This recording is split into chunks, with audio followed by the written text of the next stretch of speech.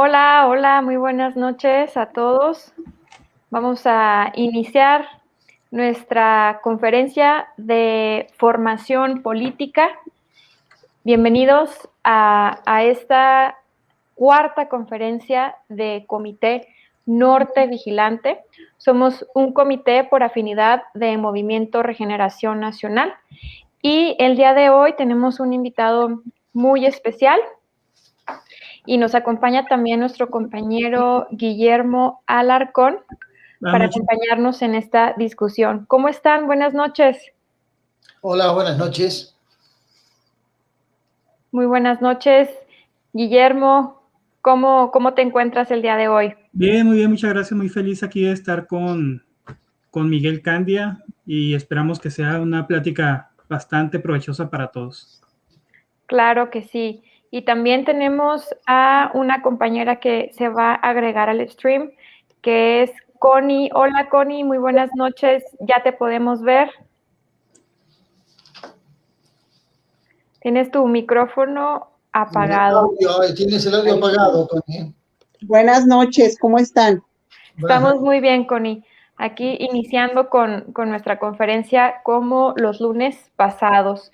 Y pues bueno, para ya no retrasar más esta transmisión, les quiero platicar un poquito de nuestro amigo y compañero José Miguel Candia, que gracias a Buzón Ciudadano hemos podido contactarlo y nos acompaña esta noche para compartirnos acerca de sus conocimientos y sus experiencias respecto a un tema muy controversial, que es el poder. Les platico que José Miguel Candia es sociólogo por la Universidad de Buenos Aires, Argentina. Tiene un doctorado en estudios latinoamericanos por la Universidad Nacional Autónoma de México y es investigador del Instituto Nacional de Antropología e Historia. Y lo hemos tenido por nuestro país por un tiempo y le damos la más cordial bienvenida a José Miguel Candia. Gracias, Laura, Guillermo, los nombro como los tengo en pantalla, Laura, Guillermo, Connie. No sé si en este momento hay enlace simultáneo con otros compañeros para saludarlos, o esto será posterior cuando ustedes suban la grabación. No me queda muy claro todavía la dinámica, cómo manejan las presentaciones. Pero sí, están en... Hay compañeros que están viéndonos porque es una transmisión en vivo desde Facebook, no los podemos ver nosotros, pero ellos a nosotros sí. Muy perfecto. Te agradezco, Laura, sí, para saber qué auditorio tenemos, ¿no? Digo, no, es feo hablar con la pared. Digo, ustedes claro. Son una hermosísima compañía, pero quería saber si había otra gente. Bueno, sí, hay más personas viéndonos y estamos Connie y Guillermo como para al final poder aportar algunas ideas o unas preguntas, comentar sobre lo que vaya a exponer. De acuerdo, me parece perfecto, les agradezco. Bueno, miren, no es por cumplir con protocolos ni con rutinas, pero les agradezco muchísimo la cortesía de ustedes, previa mediación del amigo Antonio, querido amigo de Buzón Ciudadano, por el que siento un enorme afecto, por él, por su compañera Rosy, por toda la gente que mueve Buzón, que hace un esfuerzo enorme. En este momento no tenemos sesiones presenciales en Buzón Ciudadano, pero vía Zoom sí tenemos una actividad de debate, de intercambio de ideas, un poco esto que estamos haciendo ahorita con ustedes, el mismo criterio. Se fija un tema y nos ponemos a conversar sobre él. Hay un compañero expositor, en este caso me toca a mí, pero puede ser cualquier otro. Y después cambiamos ideas y bueno, supe que él les dio mi referencia y ustedes tuvieron la amabilidad de contactarme. Gracias, Laura. El día que me hablaste, como estamos tan ciscados con las llamadas estas de los bancos, empresas fantasmas y no fantasmas que lo traen asoleado a uno, yo escuché una llamada a larga distancia y la voz de Laura que me resultó desconocida. Dije, a ver, ¿qué tarjeta de crédito? ¿Qué me van a ofrecer? ¿Qué quieren que pague o no pague? Porque además inventan deudas que no existen. Bueno, lo traen a uno asoleado con eso. Pero rápidamente nos pusimos de acuerdo con Laura. ella dio la referencia de Antonio y con eso aquí estamos con muchísimo gusto. Esta es parte del asunto, del tema de mi presencia hoy aquí con ustedes. ¿El audio está bien? ¿Me escuchan? Sí, esto está perfecto. Perfecto. Perfecto, gracias. Y el otro tema, bueno, que miren, me da muchísimo gusto, mucho gusto, me pone muy contento. Es realmente estimulante que del norte de la República, donde, como decía Guillermo hace un momento, en charla informal, el pensamiento crítico, el progresismo, las ideas de avanzada, les ha costado muchísimo, muchísimo implantarse, desarrollarse. El norte tiene estados, el norte es una generalidad y les pido que me disculpen, digo el norte, pienso en vuestro estado tan maravilloso que conocí un par de veces, qué sé yo, Durango, que conozco, Sinaloa, Sonora, Coahuila, Nuevo León, Baja California, conozco la sur nada más. Bueno, digo una zona pujante, con una fuerza económica tremenda, con una capacidad de desarrollo y de innovación admirable, pero ha sido baluarte en general de fuerzas conservadoras, empezando por el propio partido del Estado hasta hace algunos años, el partido casi único o partido oficial, el Partido Revolucionario Institucional, que gobernó México durante 71 años, tenía expresiones muy conservadoras por acá, y después hubo alternancias políticas, por suerte y enhorabuena, y el electorado empezó a buscar opciones, y digo, claro, pudo haber buscado otras opciones, pero en general era Acción Nacional el partido que centralizaba, capitalizaba la inconformidad de los ciudadanos de por acá, de esta región, del norte de la República. Entonces, aún yo recuerdo bastante la campaña, fíjense qué lejano, la referencia que les voy a dar para algunos de ustedes va a ser así como pensar en un libro de historia, la campaña del ingeniero Cárdenas, en 1987-88, con aquella votación tan discutida, nunca aclarada y tan cargada de sospechas. Por aquí, por el norte, hubo presencia en los mitines, en los actos, en entrevistas con el ingeniero Cárdenas, que fueron muy importantes, pero la implantación del entonces llamado Frente Democrático Nacional, después Partido de la Revolución Democrática, etcétera, fue muy débil, muy incipiente, muy apenas si se formaban algunas sociedades de apoyo o comité de apoyo a la candidatura del ingeniero Cárdenas. Lo que siguió después, digo, no vamos a hacer referencia ahora porque se llevaría todo el tiempo, pero también tenía ese perfil, esa característica, ¿no? La fuerza de la centroizquierda, del progresismo, del pensamiento crítico, como ustedes quieran llamar, eran muy débiles. Por suerte, bueno, el país cambió en 2017, 18, no por generación espontánea, hay un proceso histórico al que no nos vamos a referir ahora también por razones de tiempo.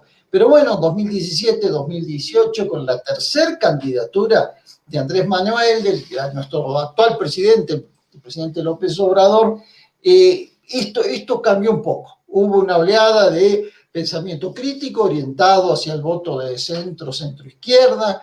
Ya no fue Acción Nacional la fuerza política que capitalizó la inconformidad de los votantes, no fue Juntos Haremos Historia, la coalición que llevó al candidato López Obrador a la presidencia de la República. Esto es importantísimo. Yo celebro este evento de hoy porque además de lo que se obtenga en términos de información y conocimientos, es una manera de reafirmar un hecho que viene desde la votación de 2018, que habrá que ratificar en las elecciones legislativas de este año. Estemos preparados y atentos también. Ya ven que desgraciadamente algunas instituciones encargadas de velar por la transparencia de los procesos electorales dejan bastante que desear. El caso del INE es una lástima porque como una instancia rectora en materia de regulación de procesos electorales y de vigilancia del cumplimiento de la normativa vigente, está dejando bastante que desear. Pero bueno, eso nos obliga a redoblar esfuerzos y estar atentos. Ya entrando en tema, miren, lo que ustedes proponen es así como algo maravilloso, Yo vengo de las ciencias sociales, lo que ustedes están sugiriendo que platiquemos hoy, que charlemos aquí, yo voy a exponer, nada más que con el propósito de ordenar algunos temas, algunas ideas para que esto les quede a ustedes en su cabeza, en su memoria, lo puedan desarrollar a futuro, a reserva de lo que podamos charlar ahora cuando termine la presentación. Pero esto del poder es todo, es el mundo, fíjense, es el mundo social, el mundo económico, el mundo político. Pero bueno, como ustedes lo propusieron, en ese orden vamos a empezar. El poder en términos sociales, fíjense, es algo, es casi de conversación y de sentido común, ¿no? Nosotros decimos, bueno, la representación social que tiene una persona, un candidato, un líder social, un líder obrero, un líder campesino, un líder político en términos partidarios, en sentido estricto, a veces hasta legisladores, que son personas con mucho arraigo. Entonces decimos, bueno, el poder social. ¿A qué nos referimos? Bueno, precisamente como lo dice su palabra, son expresiones, a veces individuales, cuando se trata de un dirigente muy reconocido, otras veces colectivas, de organizaciones que expresan inquietudes, demandas, reclamos, a veces reclamos muy coyunturales, muy de corto plazo, otras veces reclamos históricos de largo plazo, que no tienen necesariamente, el poder social no tiene necesariamente un reflejo en las superestructuras, en las instituciones. Puede haber un movimiento, fíjense, un movimiento campesino, de una región, pequeños productores o trabajadores rurales, que tienen una representación social importante, hay poder social, pueden movilizarse, pueden interrumpir una carretera, pueden pararse frente a un palacio municipal y reclamar, pararse frente a las dependencias públicas y demandar un petitorio, reclamos puntuales, hechos muy claros, como puede ser la tenencia de la tierra, la entrega de insumos para los cultivos, la entrega de animales de cría, etc. Entonces decimos, bueno, no están en el Parlamento, no hay gente que esté en el Parlamento, no están en las instituciones, están en sus comunidades, pero hay poder social. En esencia, lo que les quiero decir, lo mismo los sindicatos, uno dice, bueno, a veces hay agrupaciones obreras, sindicatos o agrupaciones obreras de fábrica, que tienen una enorme representación social de ellos mismos como trabajadores de ciertos establecimientos o bien de sectores sociales más amplios. A veces segmentos de la sociedad, grupos de población que no necesariamente forman parte de esas organizaciones porque no son trabajadores de esa empresa, pero se identifican con las demandas de esas agrupaciones. Entonces, ese sindicato, bueno, no necesariamente está en una institución pública, puede estarlo, pero no necesariamente. Entonces tiene un enorme poder social. El poder social se basa un poco en esto, lo que les quiero decir, en los niveles de representatividad que alcanzan ciertas expresiones colectivas o individuales en el sentido no autoadjudicados, no autorreferencial. No puedo decirles, yo soy el líder y tengo representación social y me estoy adjudicando una representación que no tengo. Pero un líder obrero, un líder campesino, un líder del movimiento urbano popular, expresiones de lo que ustedes quieran, incluso de sectores medios, ahora que el tema de salud nos ha puesto un baile del cual todavía no salimos porque estamos luchando contra la pandemia. Digamos así, puede haber un líder social que diga, bueno, miren, mi comunidad reclama vacunas que no han llegado, o reclama instancias de atención de salud, aunque sean centros de salud, esos que se ponen en las colonias a veces, o clínicas con un nivel de complejidad muy sencillo, pero bueno, no las tenemos en nuestra zona, en nuestro barrio, en la zona donde vivimos, y las requerimos, o en comunidades rurales, si fuese el caso. Entonces, en ese caso, sí, la persona que está expresando ese mandato, esa inquietud, y es reconocido por el grupo social del cual él proviene, tiene poder social. Esto es como la base, miren, de las cosas, de los sistemas de representación. Estos fenómenos colectivos pueden tener en algunos casos, alguien me dirá, bueno, a veces esos líderes terminan, y es cierto, terminan, o no terminan, pero llegan a veces por vías santas y otras veces no tan santas, a expresiones superestructurales, llegan a las expresiones parlamentarias, son diputados locales o a veces federales, en fin, ocupan cargos públicos. A veces esa gente que proviene de los movimientos sociales son considerados para la función pública. Hay un debate sobre esto, no vamos a abordarlo ahorita porque se nos irían las cosas de la mano, sobre la conveniencia, la oportunidad, el beneficio de que ciertas expresiones sociales populares lleguen a las instituciones.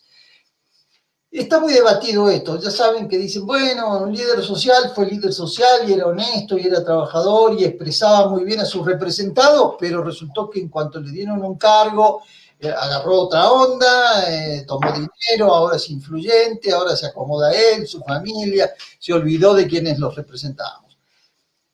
Los movimientos sociales, mire, las expresiones más conocidas, más tradicionales de los movimientos sociales, fenómenos populares, pudiéramos llamar, son las organizaciones campesinas, tanto de pequeños productores como de trabajadores.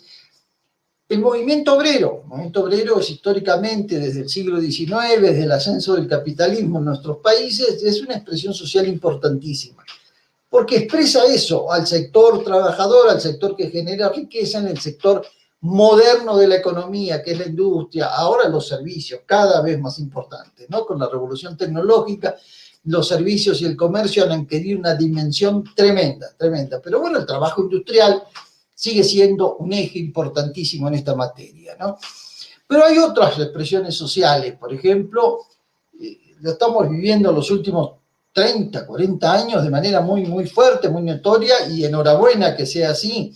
Jóvenes, por ejemplo. Antiguamente, bueno, sí se consideraban las demandas de la juventud, había respeto por... Se ganó poco a poco, respeto por cierta forma de vestir, lucir el cabello, la música, el consumo, ciertos consumos propios de la juventud y eso. Pero ahora en cambio las demandas ya son más firmes, más sólidas y hay agrupamientos colectivos que los expresan. Es muy importante. Entonces ahí hay poder social. Esos jóvenes por ahí no están en ninguna institución, pero son un poder social importante. Tienen capacidad de movilización y capacidad de demanda. Es muy importante estos dos factores, movilización, organización en orden, ¿no? Organización, agrupamiento, como ustedes quieran, juveniles, en este caso, para seguir con el ejemplo. Movilización, pueden estar en la vía pública, en un estadio, expresar de viva voz sus demandas, sus requerimientos, sus cuestionamientos, ¿no? Pensemos que muchas veces los jóvenes son agredidos, ¿no? Aparece un chavo fumando un porro en una esquina, la policía lo detiene, lo sube a la patrulla, lo maltrata, y otros jóvenes se movilizan, o andan con el cabello muy largo, entonces a la policía de la zona, o va al presidente municipal, le caen gordos la gente que tiene varones, muchachos, en el sentido masculino del término, que usa cabello largo y los reprime. Entonces, esto tiene derivas, ¿no? Pongo ejemplos muy simples porque lo vivimos muy cotidianamente, ¿no? Eso es poder social, entonces. No necesariamente esos jóvenes son diputados, ni son senadores, ni son secretarios de Estado, ni federales no estatales, nada, ni presidentes municipales. Pero tienen una presencia importantísima. Las minorías de otro tipo, fíjense, las minorías sexuales, el respeto a la diversidad es muy importante. En otras épocas, el movimiento lésbico, gay, era reprimido. Cualquier conducta que escapara a la heterosexualidad, a la normativa, comillas, establecida como estándar y aceptada, era reprimida, excluida, había ninguneo, había violencia. Para conseguir un empleo era difícil porque si se detectaba la preferencia de esa persona, muchacho, o joven, masculino, femenino, o adulto, no interesa eso, había discriminación, agresión física, burla, etc. Bueno, pero ahora el movimiento lésbico gay es un colectivo, es un poder social muy, muy, muy importante. Y tiene que ser respetado, por suerte va siendo cada vez más respetado. Y así hay un montón de expresiones. En otros países no hay tanto. En México el tema racial. Pensemos en el movimiento afroamericano en Estados Unidos, los latinos, el movimiento de los latinos en Estados Unidos es muy importante. Ahí Guillermo vive en la Unión Americana y sabe perfectamente de qué estoy hablando. Y el resto, bueno, los que no vivimos allá, estamos por acá, lo sabemos porque lo leemos, lo seguimos por las noticias, alguna vez hemos estudiado un poco eso, ¿no? Entonces, todas estas expresiones del poder social, fíjense, en México, un tema de debate, lo podemos dejar para otro momento porque sí es muy espinoso, es muy particular, pero en el sureste de México, el movimiento zapatista, es una expresión social importante, no tiene representación superestructural, no está en el Parlamento, no está en la Secretaría de Estado, nada. Tienen esta organización municipal que se llaman los caracoles. Es una red de municipios autogestionados, y este es otro elemento importante del poder social, ser autogestivos, capaz de llevar adelante emprendimientos productivos, por ejemplo, bajo asociaciones de carácter corporativo, etcétera, donde podemos ser más independientes. Digo, sabemos que en el mundo actual es imposible vivir aislado de la modernidad, ¿no? Porque tenemos que ir a una tienda a comprar un producto que lo fabrica Bimbo, que es un pan, etcétera,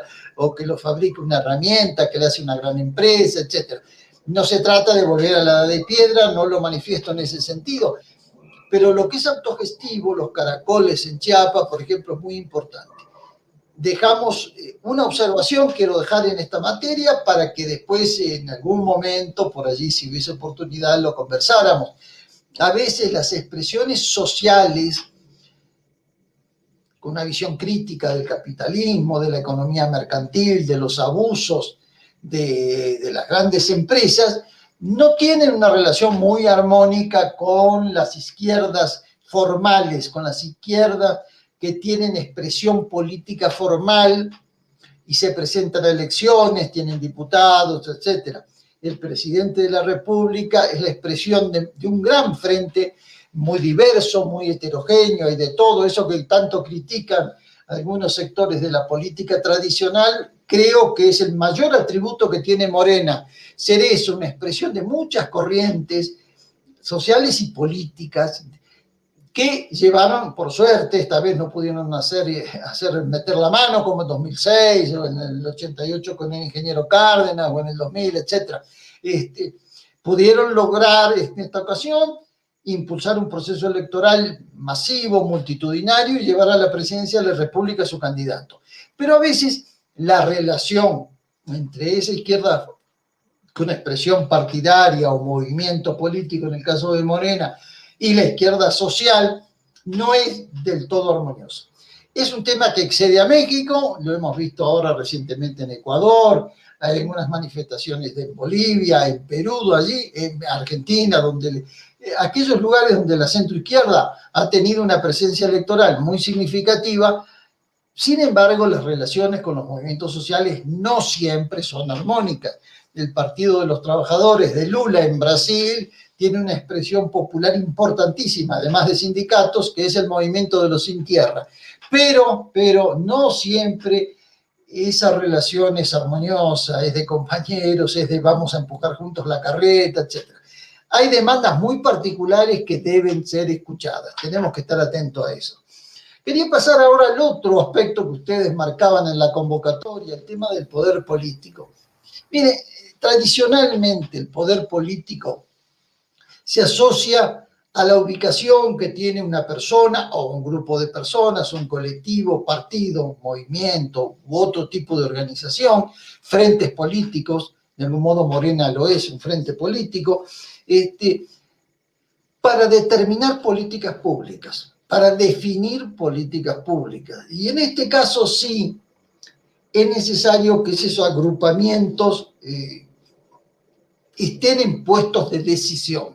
La estructura institucional y administrativa de nuestros países, nos guste o no, tengamos una visión crítica del tema, pensemos que debe ser reformulado y entendemos que en el caso de México, ojalá y la 4T pueda avanzar en esta materia, se necesita una reforma institucional importante, ¿no? Que necesariamente hay que discutir sobre la Constitución, a la que aceptamos todos como el marco normativo que regula la vida de todos los mexicanos, pero en muchos aspectos ya se ha hecho miles de veces, ¿no? La Constitución está, como dicen por ahí, ya muy manoseada, pero bueno, hay aspectos que tienen que ver con los mecanismos de cómo se eligen autoridades, cómo se toman decisiones, las instancias de debate, sin abandonar la división de poderes entre poder ejecutivo, presidencia de la República, poder legislativo, las cámaras, en el caso federal, Senado y Congreso, Senado y diputados,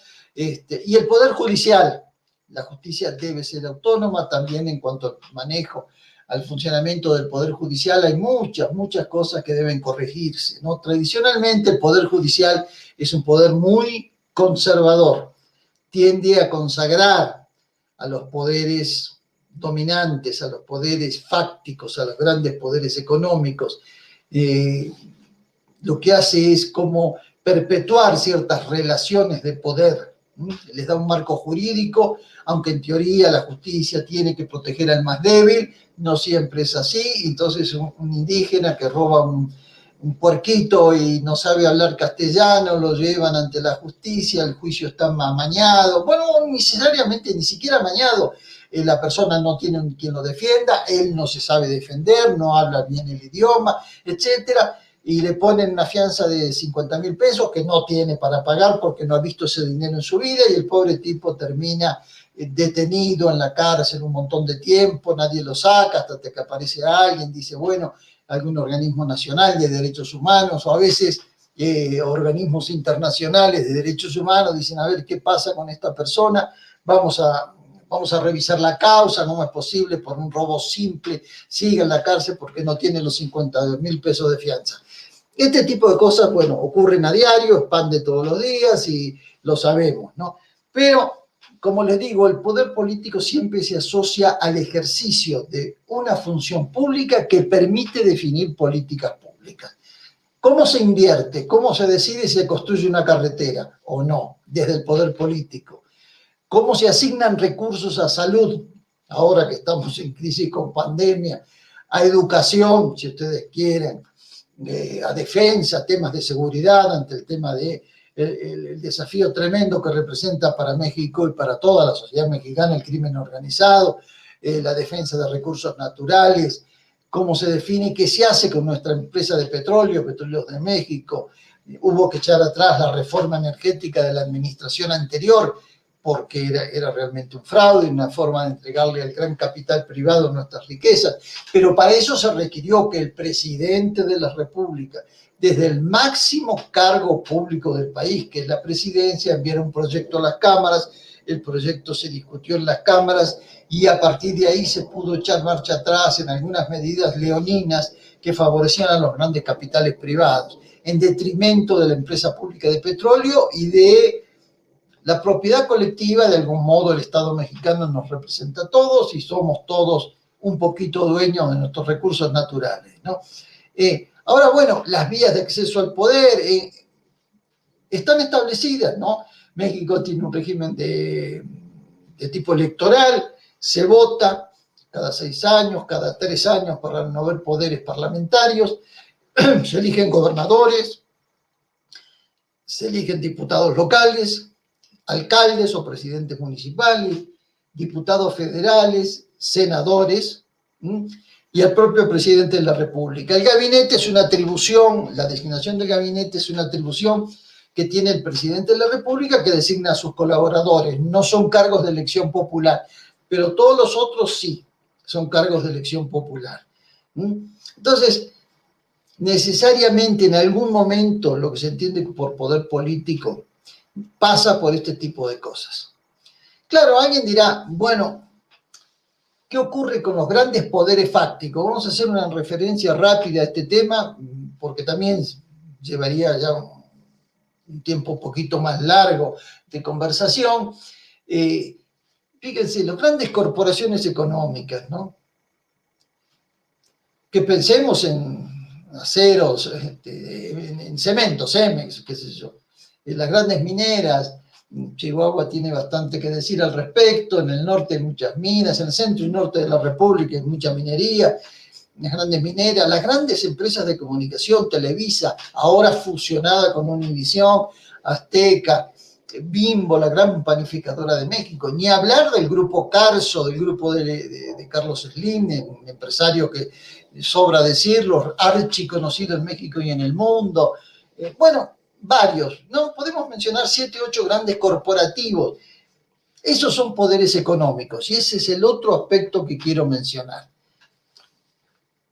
Es una sociedad, desigual México, lo sabemos. No se necesita estudiar ciencias sociales. Nadie tiene que estudiar ni antropología, ni sociología, ni economía, ni ciencias políticas para saber que vivimos en una sociedad desigual, muy desigual, con mucha pobreza. ¿Qué pasa con los poderes fácticos, con los poderes económicos? Bueno, ahí también esos poderes económicos no necesariamente tienen que estar representados de manera lineal. Digo, Emilio Azcárraga, el mayor accionista de Televisa, no es ni diputado, ni senador, ni gobernador, pero todos sabemos que es una palabra que pesa. La del gran empresario que mencionaba, del grupo Carso, el empresario Carlos Slim, no tiene ningún cargo público, lo sabemos todos, y no lo necesita, diría yo, para hacer pesar su opinión. Es suficiente con que emita un juicio sobre algún tema económico para que lo escuchen todos los resortes institucionales de la República.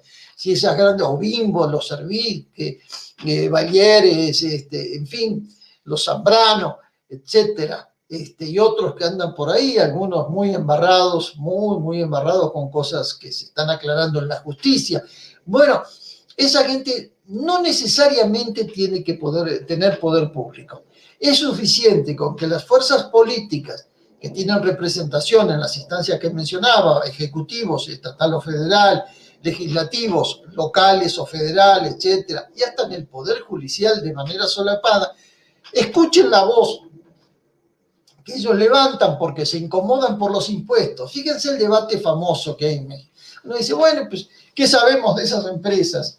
Todos compramos Coca-Cola y otros refrescos, consumimos ciertos alimentos, consumimos ciertas marcas de pan, de ropa, de calzado, de maquinarias, etcétera, de automóviles, ni hablar, por supuesto. México no tiene marca nacional de automóvil. Tuvo en el estado de Hidalgo hace muchos años DINA, Diesel Nacional. Lamentablemente una productora de autobuses y de camiones de carga que fue desarticulada cuando el neoliberalismo entendió que el Estado no tenía que desarrollar esa función. Pero bueno, todos compramos un coche marca Nissan o Nissan, como quieran decirle, Magda, Honda, Hyundai, Chevrolet, Ford, en fin, un montón de marcas de Toyota, marcas que andan por allí, que son de consumo diario, que tiene recursos, claro, el que comprar un automóvil no es barato, pero bueno, ahora anda Renault ya, que había dejado México hace muchos años, se regresó Renault, creo que arman los automóviles en la planta Nissan, ellos no tienen planta propia. Pero esos poderes económicos, es suficiente, miren, Volkswagen está en Puebla, la conozco, es una empresa enorme de más de 4.000 trabajadores. Ningún ejecutivo de Volkswagen está en el poder político de manera directa, pero si Volkswagen manifiesta una inconformidad o un reclamo por una cuestión de impuestos, de repatriación de capital, de política de aranceles para importar algún insumo que requiere para los coches o exportar lo que produce, es suficiente para que las cosas, ¡boom!, de pronto exploten. Hay factores de poder institucional que los escuchan.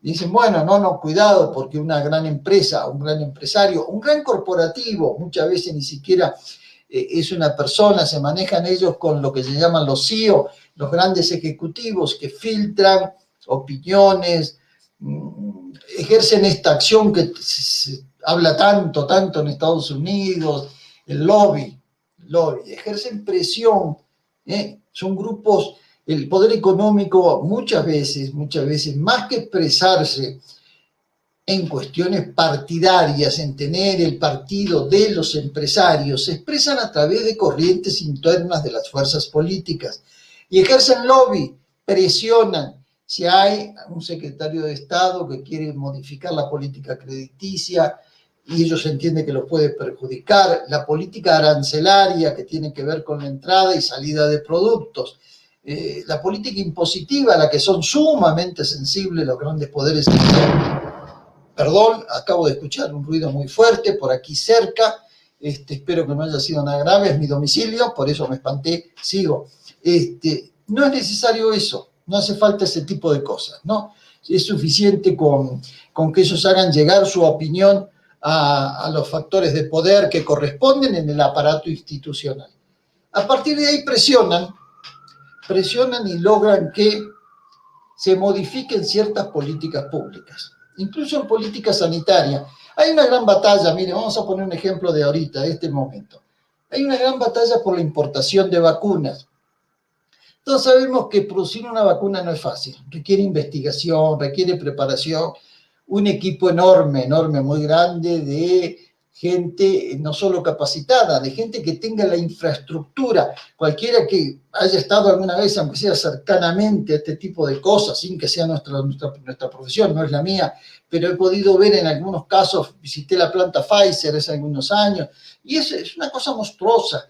Eso se requiere para producir medicinas. Y en este caso, el caso de pandemia que estamos viviendo, el COVID-19, que es un agente nuevo que nos sorprendió a todos, no sabíamos ni qué era, hace un año se descubrió que es un mutante que pudo venir o de una especie animal o de una manipulación, no lo sabemos, manipulación intencionada o no, o un accidente, podemos manejar la hipótesis también de ese tipo, y que eso derivó en un contagio universal. La humanidad está de cabeza desde hace un año con este tema, hemos cambiado los hábitos de consumo diario, nuestro comportamiento diario, hemos resignado mucha de nuestra vida de relación por este lado y aceptamos limitantes que en otras condiciones nos hubiesen enojado, nos hubiesen puesto de mal humor, etcétera, ¿no?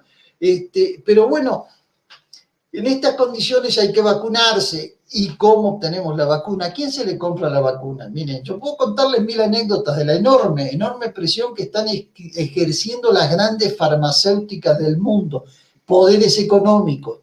Yo no puedo decirle, el diputado Juan García, que está en representación de Chihuahua, para poner un ejemplo con nuestros amigos de ahora, expresa al laboratorio AstraZeneca. No, eso ni existe seguramente. Pero ojo, AstraZeneca tiene lobby, se hace oír y puede llevar esta posición a la Secretaría de Salud de México o al ministerio, como se dice en otros países, los ministerios de salud pública, y decir como lobby, soy poder económico, compren mi vacuna, es mejor, es más eficaz, tiene mayor cobertura, el tiempo de duración es mayor, los precios que ofrezco son mejores, conmigo va a haber créditos, etc. Ese tipo de cosas pesan completamente. Todo el tiempo estamos viviendo eso. Esta es un poco la radiografía de lo que yo quería comentarles, no abundar para no hacernos bolas, no enloquecernos, pero ver las tres instancias de los poderes, cómo se fracturan. Están relacionados, miren, no piensen en los poderes como algo separado. Pongo un ejemplo muy simple, un grupo campesino, un grupo de productores rurales que pelea, lo vi en Michoacán, por el precio del aguacate, está enlazado con los grandes compradores de aguacate, que se lo compran al productor michoacán y se lo llevan a Estados Unidos para el playoff, para todos los torneos que tienen ellos, tanto en materia de básquetbol como de sobre todo el fútbol americano, que se comen todo el aguacate. El Super Bowl. De México, el Super Bowl y esas cosas. Yo, como soy de soccer, esos deportes no me simpatían.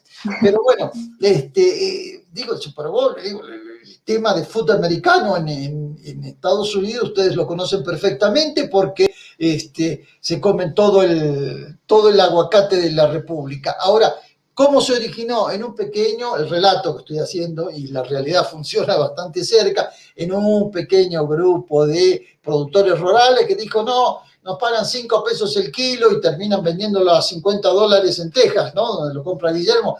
Entonces, no, por favor, a ver, vamos a que 20 pesos el kilo, ¿no? Y tiene que pelear con una instancia mayor que está más arriba, que es un poder económico importante, que es una empresa intermediaria que compra el producto, lo almacena y lo exporta. Digo, esto un poquito para ver cómo funcionamos en cadena. Las tres instancias del poder, la social, la política y la económica, están vinculadas. Nadie puede pensar eso como compartimentos estancos. No sé, Laura, amigos, si ustedes creen que podemos concluir así y platicar un poquito, como ustedes digan, como ustedes quieran. No sé cómo lo vean. Me parece muy bien. Ya hemos tenido 40 minutos de conferencia, muy puntual.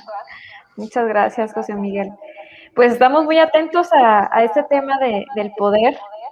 Nos ha parecido maravilloso y creo que tienen, a ver, ahí está, es que se está repitiendo el audio por los micrófonos y creo que tiene gran valor y gran importancia en la actividad política y en la actividad actual, los poderes sociales, políticos y económicos, y creo que su explicación fue muy clara y qué importante es que estos tres pueden funcionar como un engrane, trabajando juntos y a la vez cada uno tiene su importancia y su impacto.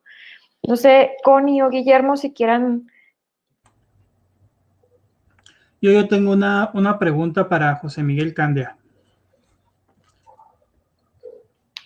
Adelante. Quiero preguntarle si, por ejemplo, aquí en Chihuahua no se ha desarrollado mucho la economía como en otros lugares de la República. Está muy localizada. Y eso nos hace un poco susceptibles a más manipulación. En sí, el poder económico es vital para que una democracia sea plena.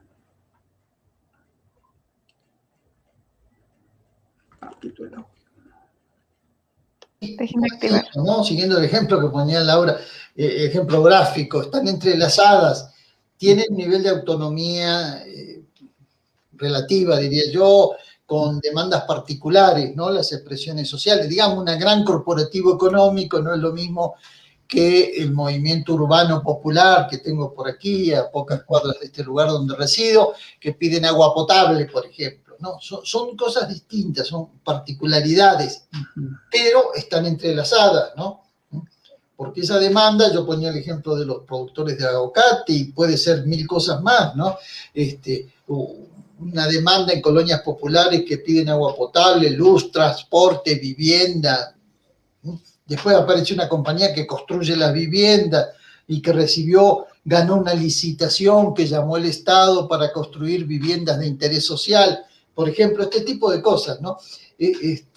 Pero están permanentemente entrelazadas y en una relación de conflicto. No hay armonía, no existen los términos sociales, miren la armonía absoluta. Hay consensos, hay entendimiento, podemos ponernos de acuerdo para el logro de algunas metas, pero siempre hay tensión, es así la relación, es como un nudo, ¿no? Hay puja de intereses. Entonces lo que tú señalas es cierto. En el caso de Chihuahua y todas las otras entidades de la República hay presencia de capitales locales fuertes y a veces de capitales transnacionales más fuertes todavía, ¿no? Entonces, resta cierta capacidad de decisión, porque ahí en esta relación conflictiva entre poder social, político y económico, el tema es que, cuidado, el poder económico no tiene representación directa ni en el Parlamento, ni en el gabinete del gobernador o del presidente, pero tiene la capacidad de condicionar ciertas decisiones, ¿no? Entonces, resta, lo que tú dices, si le quita o condiciona por lo menos las decisiones que toman los poderes públicos. Muy bien. También Connie tenía algo que aportar. Volviendo al tema de Chihuahua, ¿sí me escuchan? El audio está muy bajo, Connie. Déjenme.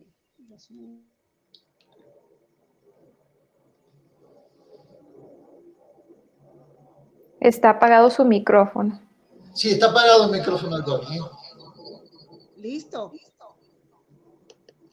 Volviendo a lo del tema de Chihuahua, aquí tenemos nuestros capitales económicos como a los productores de manzana, de nuez, como ellos también tienen que ver mucho con las relaciones económicas en las que se mueve nuestro estado. Un momentito, Connie. Disculpe, ¿tendrá la conferencia abierta en otro dispositivo? Porque nos escuchamos doble. No, ya lo cerré en la compu. Ok. Ahí ya. No, se escucha doble.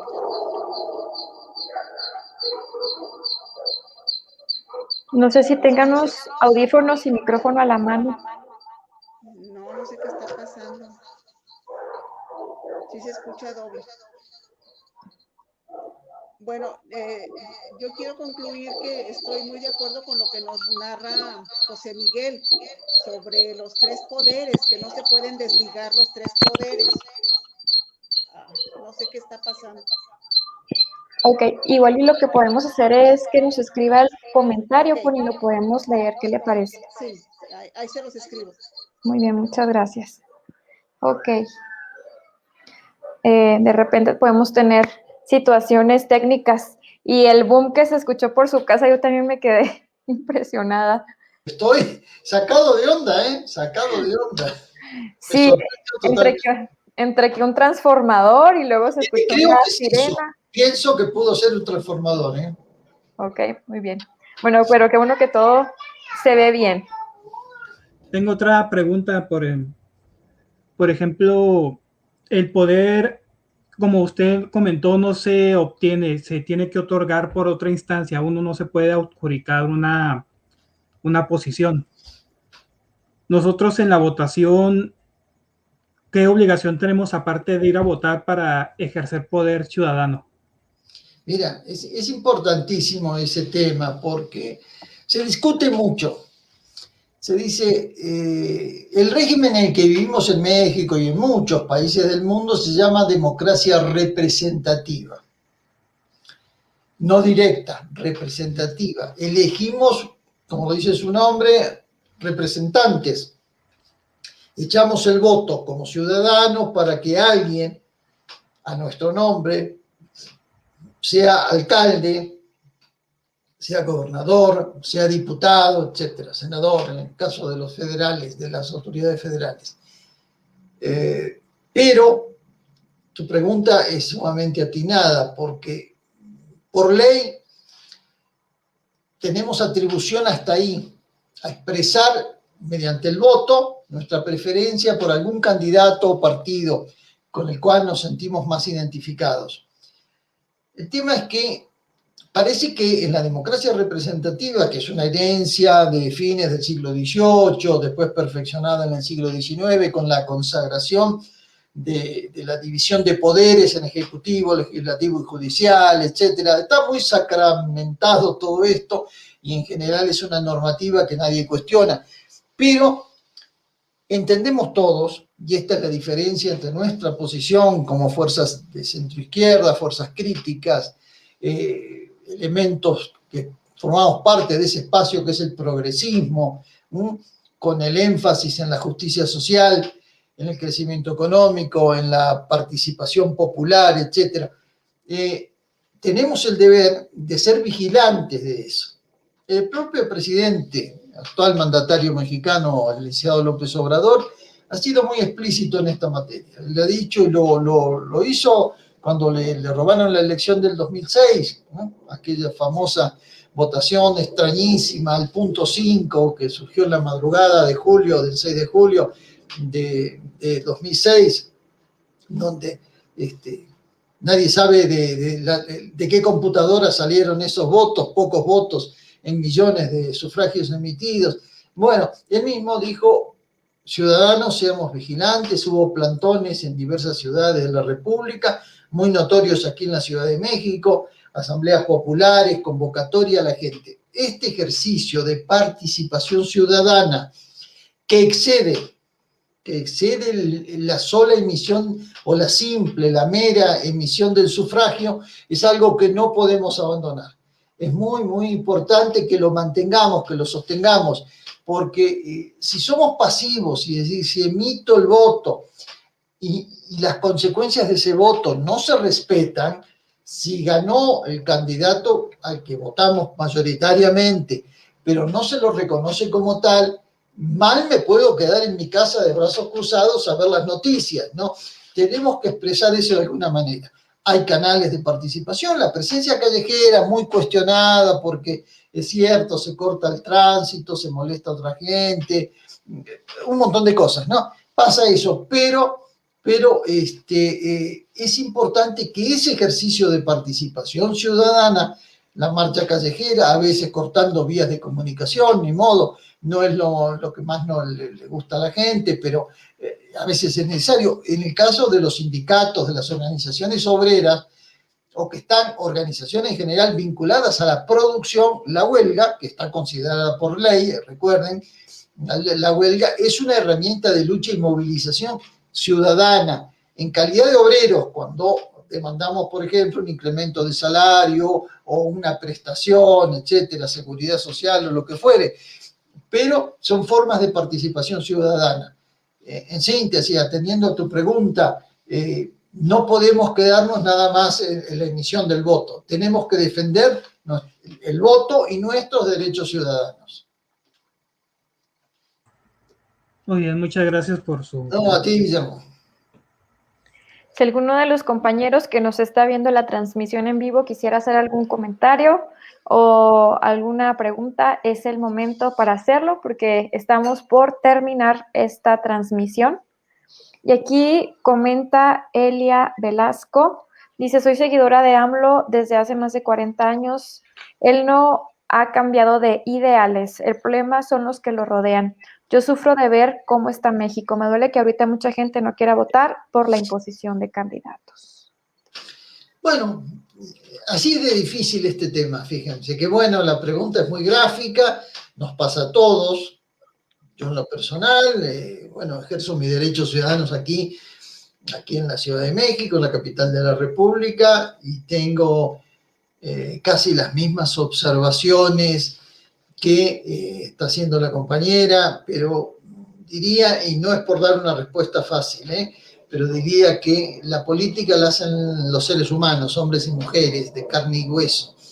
Y bien señala la compañera que Andrés Manuel ha sido consecuente, lleva 3 candidaturas, la tercera fue la buena, 2006, 2012, 2018, llegó, es un hombre íntegro, lo han averiguado de arriba abajo y de pies a cabeza, y nunca le encontraron deslealtades ni manejo irregular de fondos, ni riqueza mala vida, ha declarado todos sus bienes patrimoniales, los de él, los de su familia, pero bueno, la política es una empresa colectiva, centralmente colectiva, aún en aquellos casos donde hay un líder tan notorio, tan reconocido, con tanta autoridad como el presidente López Obrador.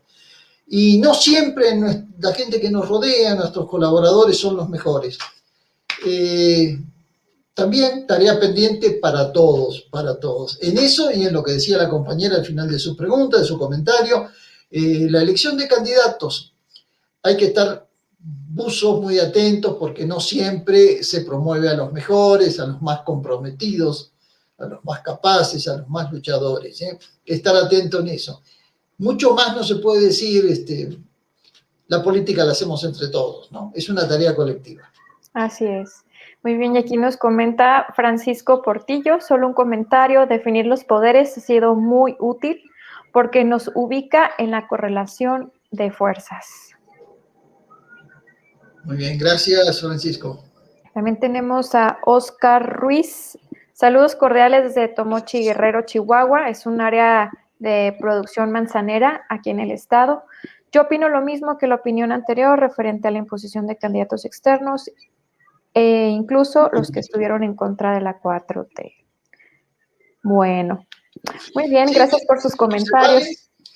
Son buenos comentarios y hay que decirlo, es nuestra familia, ¿no? Digo, ya saben que en todas las familias, y esta es muy numerosa, hay algunos que no nos caen tan bien, y así pasa, pero bueno, estemos atentos también porque es tarea colectiva elegir a los mejores, insisto, elegir a los mejores. Muy bien. Tenemos a Fernando Muller, que dice, los gobiernos democráticos deberían tener campañas de cultura democrática en los medios masivos para enseñar a la gente las bases de la democracia. Así es. Bien.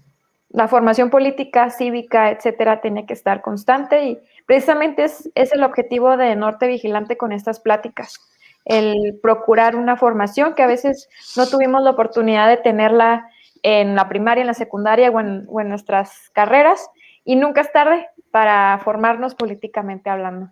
Claro que sí. Enhorabuena, Norte Vigilante. Muy bien. Aquí tenemos ahora sí el mensaje de Connie, que ya no nos acompaña, pero nos dejó aquí. Dice, estoy de acuerdo con José Miguel sobre la relación que debe existir entre los tres poderes, el económico, que es uno de los pilares para mejorar las condiciones de vida y vigilar que sean congruentes con las necesidades del país o Estado. El social, que se tenga igualdad de posibilidades de acceso a servicios de salud, educación y bienes de servicios. Y los políticos, resguardar y llevar a cabo la constitución política sin violar ningún artículo. Estos tres poderes llevados en armonía, que es lo que busca nuestro presidente. Muy bien. Gracias, Connie. Una lástima que el audio no funcionó. Así Pero es. gracias. Parte de estar en vivo. Dice también Elia Judith Velasco, dice, gracias, muy interesante, José Miguel. Eso tratamos de hacer en nuestros comentarios en Facebook. Hasta agresiones he recibido por pedir voto masiva Morena. Hay salvajismo cibernético. Sin duda, sí, lo hay. Mucha Sí, agresión. No, ya sabemos, desgraciadamente.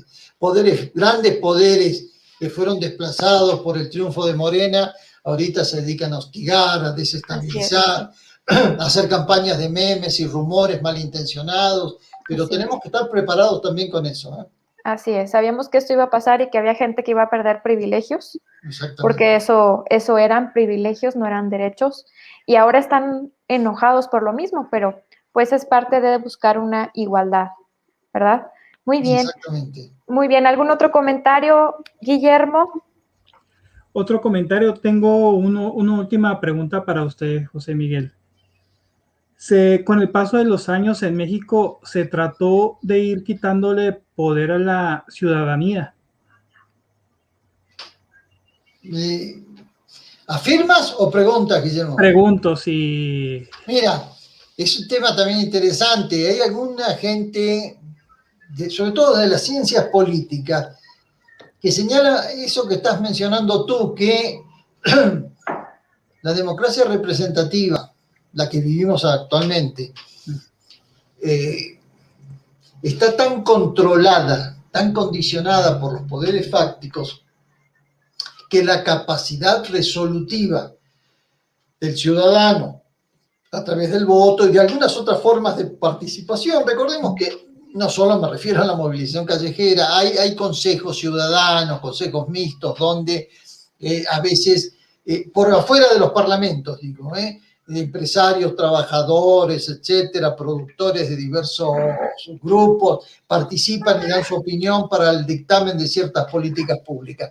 Pero algunos politólogos insisten que ya el control de las corporaciones, de los grandes poderes fácticos, económicos en particular, es tan notorio que la posibilidad que tienen los ciudadanos de incidir en la formulación, en el diseño de políticas públicas, en controlar, en vigilar el cumplimiento de las normativas que se aprueban, está tan condicionado y es tan escaso que en realidad es una especie de ficción todo lo que estamos viviendo.